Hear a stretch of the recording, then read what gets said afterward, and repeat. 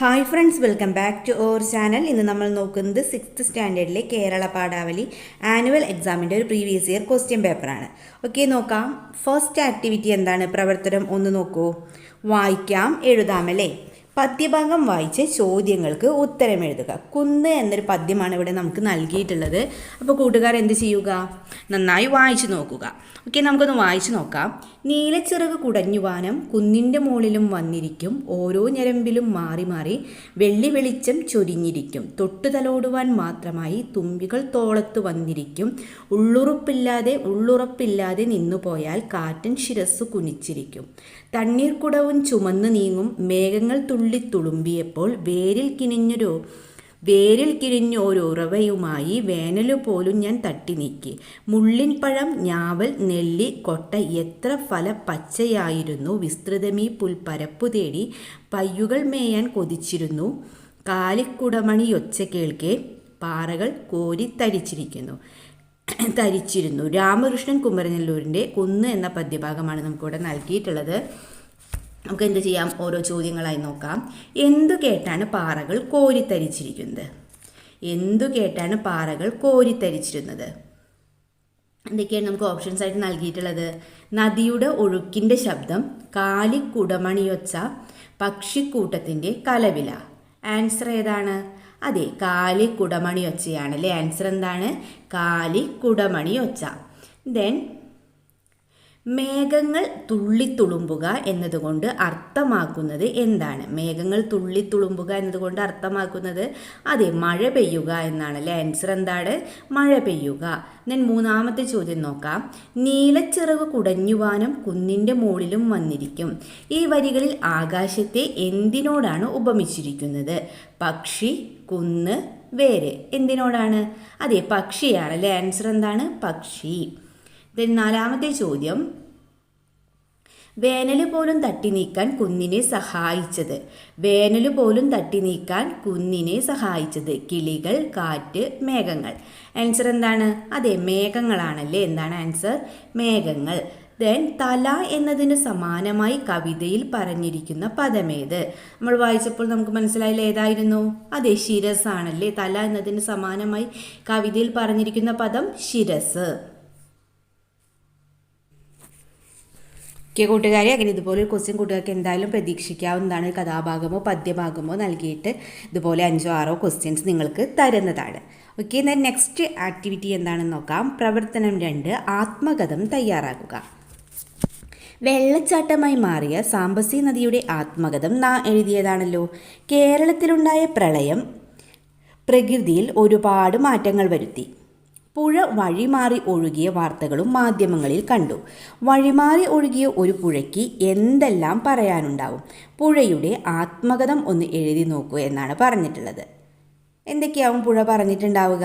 നമുക്കൊരു മാതൃക നോക്കാം. വളരെ സാവധാനം ഒഴുകിയ പുഴയായിരുന്നു ഞാൻ. പെട്ടെന്നാണ് ആ പ്രളയം സംഭവിച്ചത്.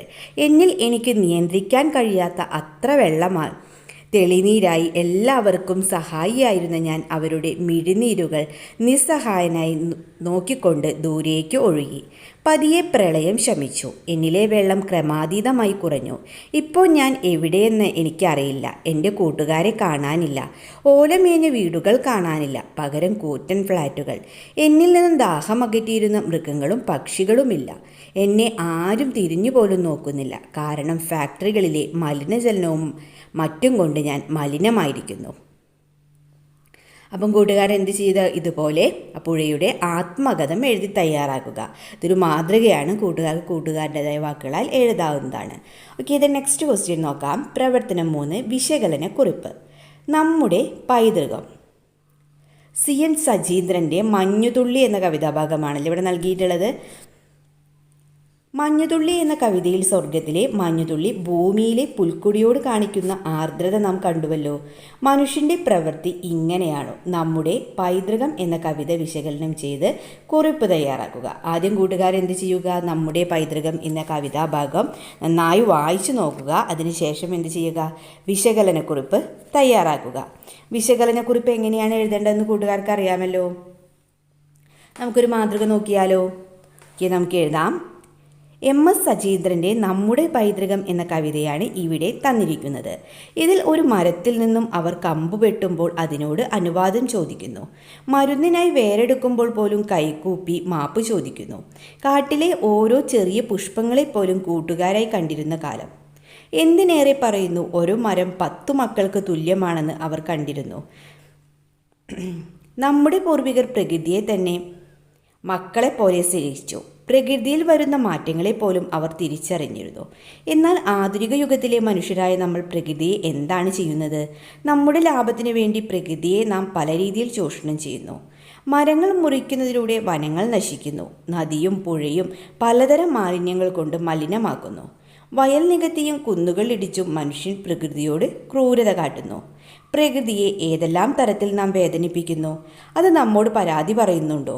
പ്രകൃതിയെ വേദനിപ്പിക്കുന്നതിലൂടെ മനുഷ്യരായ നാം പലതരം ബുദ്ധിമുട്ട് അനുഭവിക്കുന്നു. പ്രളയം, മറ്റു പല രീതിയിലുള്ള പ്രകൃതി ദുരന്തങ്ങൾ. ഇതിൽ നിന്ന് നമുക്ക് മനസ്സിലാക്കാം, പ്രകൃതിയും മനുഷ്യനും കൈകോർത്ത് പോകേണ്ടവരാണെന്ന്. പ്രകൃതിയുടെ യഥാർത്ഥ ശത്രു മനുഷ്യനാണ്. അപ്പോൾ കൂട്ടുകാർ എന്ത് ചെയ്യുക? ഇതുപോലൊരു വിശകലനക്കുറിപ്പ് തയ്യാറാക്കുക. ദെൻ പ്രവർത്തനം 4 നോക്കാം. അഭിപ്രായക്കുറിപ്പാണല്ലേ. നോക്കൂ, ഒരു ജാതി, ഒരു മതം, ഒരു ദൈവം മനുഷ്യന്. മതമേതായാലും മനുഷ്യൻ നന്നായാൽ മതി. ശ്രീനാരായണ ഗുരു. ഗുരു മുന്നോട്ട് വെച്ച ആശയങ്ങൾ എക്കാലവും പ്രസക്തമാണ്. നിങ്ങളുടെ അഭിപ്രായം എഴുതുക. അപ്പോൾ കൂട്ടുകാർക്ക് കൂട്ടുകാരുടേതായ അഭിപ്രായങ്ങൾ ഇതിൽ എഴുതാവുന്നതാണ്. ഓക്കെ, നമുക്ക് എഴുതാം. അഭിപ്രായക്കുറിപ്പാണല്ലോ. ഓക്കെ, നമുക്ക് എഴുതാം. 1855 ചെമ്പഴന്തിയിലാണ് ശ്രീനാരായണ ഗുരു ജനിച്ചത്. സാമൂഹിക പരിഷ്കർത്താവും നവോത്ഥാന നായകനുമായിരുന്നു ശ്രീനാരായണ ഗുരു.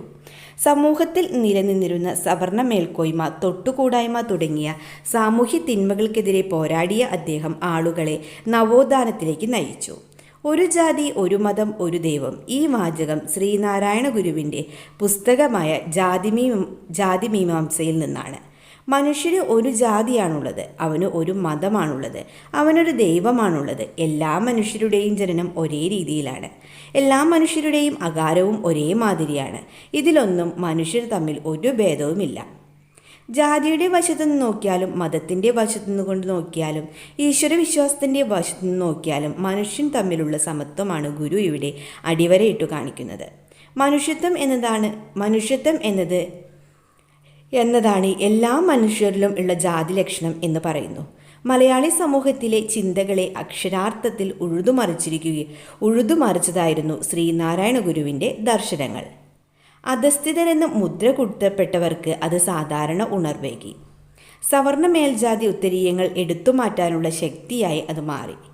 ആ മുന്നേറ്റത്തിലെ അടിസ്ഥാന തത്വമായിരുന്നു ഒരു ജാതി, ഒരു മതം, ഒരു ദൈവം എന്ന സന്ദേശം. അപ്പോൾ കൂട്ടുകാരെന്തൊക്കെ ചെയ്യുക? നിങ്ങളുടെ അഭിപ്രായങ്ങളെല്ലാം ഉൾപ്പെടുത്തിക്കൊണ്ട് അഭിപ്രായക്കുറിപ്പ് തയ്യാറാക്കുക. ദെൻ 5ാമത്തെ ചോദ്യം എന്താണ്? ഉപന്യാസമാണല്ലേ. നോക്കൂ, ഒന്നും പൂർണ്ണമായി നശിച്ചിട്ടില്ല. പ്രതീക്ഷയുടെ നാമത്തിൽ ഇനിയും അവശേഷിക്കുന്നുണ്ട് എന്ന മഹത്തായ സന്ദേശമാണ് ഹരിതം എന്ന ഈ കവിത നമുക്ക് പകർന്നു നൽകുന്നത്. ഹരിതം, സച്ചിദാനന്ദൻ്റെ ഹരിതം എന്ന കവിതാഭാഗമാണ് ഇവിടെ നൽകിയിട്ടുള്ളത്. കൂട്ടുകാരെന്ത് ചെയ്യുക? വായിച്ചു നോക്കുക. ഓക്കെ, ഞാൻ നോക്കൂ. സാധ്യമെന്ത് എന്ന കവിത നിങ്ങൾ പഠിച്ചുവല്ലോ. ഈ കവിതയും സമാനമായ ആശയമാണ് നമുക്ക് നൽകുന്നത്. 2 കവിതകളും താരതമ്യം ചെയ്തുകൊണ്ട് പ്രതീക്ഷകളുടെ ലോകം എന്ന വിഷയത്തെ ആസ്പദമാക്കി ഉപന്യാസം തയ്യാറാക്കുക. അപ്പോൾ പ്രതീക്ഷകളുടെ ലോകം എന്ന വിഷയത്തെ ആസ്പദമാക്കിയാണല്ലേ നമ്മൾ ഉപന്യാസം തയ്യാറാക്കേണ്ടത്. ഓക്കെ, നമുക്കൊരു മാതൃക നോക്കാം. ആധുനിക മലയാള കവിതയുടെ കരുത്തുറ്റ സ്വരമാണ് സച്ചിദാനന്ദൻ്റെ. വിവർത്തനങ്ങളിലൂടെയും സ്വതന്ത്ര രചനകളിലൂടെയും ആസ്വാദ മനസ്സുകളെ അദ്ദേഹം ഉത്തേജിപ്പിച്ചുകൊണ്ടിരിക്കുന്നു. എല്ലാം നശിച്ചുപോയെന്ന് കരുതി നിരാശരായിക്കൊണ്ടിരിക്കുന്നവരോട് പ്രത്യാശ കൈവിടരുതെന്ന് ഉദ്ബോധിപ്പിക്കുകയാണ് ഈ കവിതയിലൂടെ കവി. പങ്കുവയ്ക്കപ്പെടുന്ന പ്രത്യാശകളും പ്രതീക്ഷകളും നാളെ ഉണർവിൻ്റെ മുന്നേറ്റങ്ങളായി മാറുമെന്ന് കവി പ്രവചിക്കുന്നു. ഒരു ഞരമ്പ് ഇപ്പോഴും പച്ചയായിട്ടുണ്ടെന്ന് ആദ്യം ചില്ലയോട് പറഞ്ഞത് ഒരു ഇലയാണ്. ഒരു ഇല കൊഴിയാതെ ബാക്കിയുള്ളത് കാറ്റിനോടും ചില ബാക്കിയുള്ളതും മരം പക്ഷിയോടും, ഒരു മരമെങ്കിലും ബാക്കിയാവുമെന്ന് കാട് ഭൂമിയോടും, ഒരു കാടെങ്കിലും നശിക്കാതെയാവുമെന്ന് മല സൂര്യനോടും പറഞ്ഞു. ഒരു സൂര്യൻ കെടാതെയാകുമെന്ന് കവി രാത്രിയോട് പറഞ്ഞത്. അത് കേട്ട് ഭൂമിയിലെ പീഡിതരെല്ലാം പുലരിയോടൊപ്പം ചേർന്നു. പുഴകൾ പാടിത്തുടങ്ങി. കരുണയും കാടുമെല്ലാം ഉണർന്നു. പുതുസൂര്യൻ മഞ്ഞിൻ്റെ തമ്പുരുമീട്ടി. അതോടെ വാക്കും മനസ്സും പുതുതായി. ഒരു ചെറിയ പ്രതീക്ഷ പങ്കുവച്ചാൽ മതി നിരാശയിൽ നിന്ന് കരകയറാമെന്ന് കവി ഓർമ്മിപ്പിക്കുന്നു. പച്ചപ്പ് നഷ്ടപ്പെട്ടിട്ടില്ലാത്ത ഞരമ്പിനെക്കുറിച്ച് ഒരു ഇല പങ്കുവച്ച പ്രതീക്ഷയാണ് സർവ്വതിനെയും ഉണർത്തിയത്.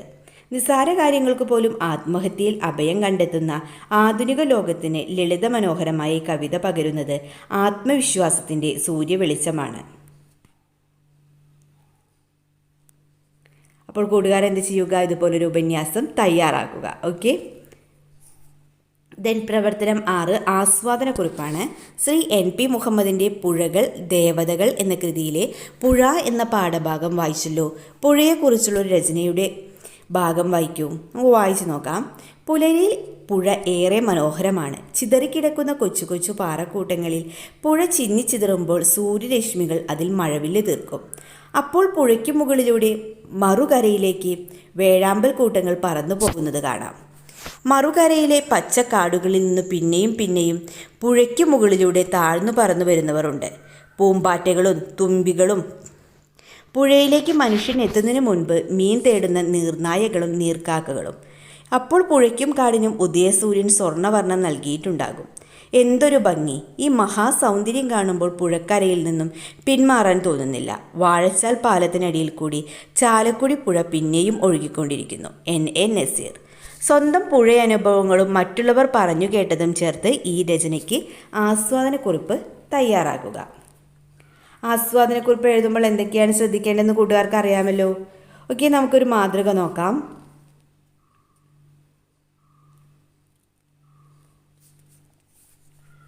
ഓക്കെ, നമുക്ക് എഴുതാം.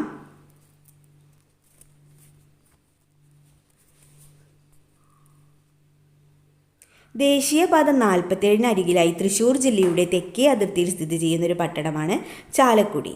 അതിപ്രാചീന കാലം മുതൽ കേരളത്തിൻ്റെ പ്രധാന തുറമുഖമായിരുന്ന മുസിരീസുമായി നദിമാർഗമുള്ള ബന്ധമുള്ളൊരു പ്രദേശമായിരുന്നു ചാലക്കുടി. ചാലക്കുടി വനാന്തരങ്ങളിൽ നിന്ന് മരങ്ങൾ തീരത്തെത്തിക്കാൻ ചാലക്കുടി പുഴ ഉപയോഗിച്ചിരുന്നു. ചാലക്കുടിയുടെ വിസ്തൃതിയുടെ മൊത്തം 16% ഈ ഭൂവിഭാഗമാണ്. ചാലക്കുടിയുടെ പ്രത്യേകത ഈ പുഴയാണ്. ഏകദേശം 144 കിലോമീറ്റർ നീളമുള്ള ഈ നദി ചാലക്കുടിയുടെ സമ്പദ് വ്യവസ്ഥയിൽ നല്ല പങ്കുവഹിക്കുന്നു. ഇത് വളരെയധികം ജൈവ വൈവിധ്യം കൊണ്ടും സമ്പന്നമാണ്. പുഴയിൽ എക്കാലവും വെള്ളം ഉള്ളതിനാൽ പരിസരങ്ങളിൽ വെള്ളത്തിന് ബുദ്ധിമുട്ട് അനുഭവപ്പെടാറില്ല.